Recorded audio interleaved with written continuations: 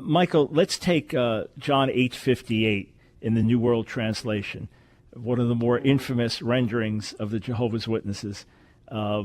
So the Greek would either be rendered before Abraham was I am or I am he.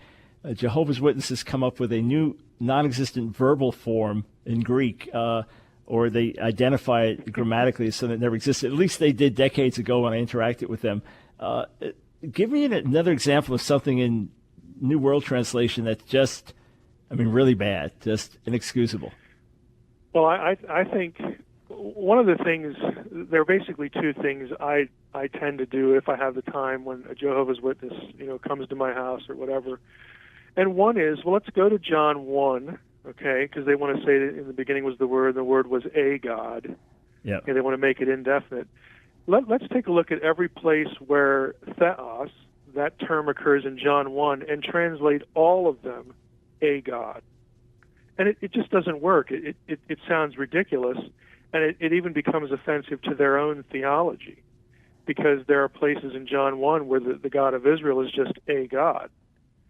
So it's a nice, quick way of illustrating to them that what you're trying to do in this one verse, to strip away the deity of Jesus, if we want to really be consistent here, you're going to find out that just doesn't help your theology a whole lot either, through the rest of the passage. So why are you inconsistent? It looks to me like you're angling to get rid of the deity of this one character, this one figure, and not the other. But it's not consistent.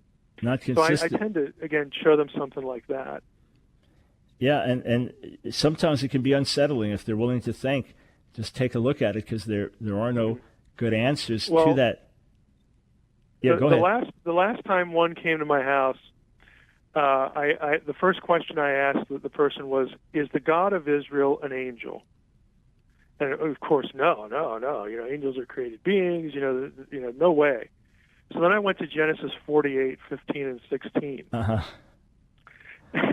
You know what's coming. Yeah, of course.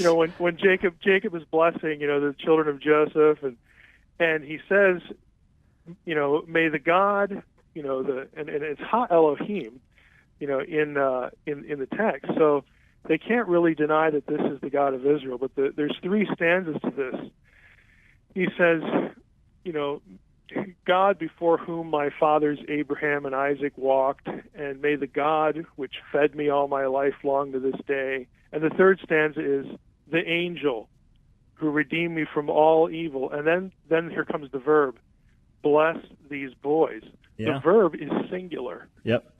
So if the writer wanted to make a distinction between the God of Israel and this particular angel, he would have used a plural. But he doesn't. He uses a singular, which fuses them together. So tell me again, is the God of a God of Israel an angel?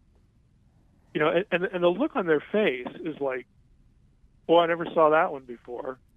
That kind of thing. And then I use that to say, well, I agree the God of Israel is not an angel, but this particular angel happens to be God.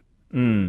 This is Yahweh in embodied form, and that's going to work itself on into the New Testament, into the incarnation. And then we start looking at other passages about where the language used of this particular angel in the Old Testament is also picked up by New Testament writers and attributed to Jesus.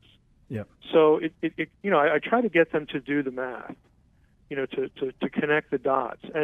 But it's an unusual starting point for them, because they're so insistent on this one point, and it traps them real quickly and allows you to steer the discussion. So that's just a point of advice there. Yeah, because normally they know the standard Christian answers, the standard Christian questions, and what you want to get them to do is think.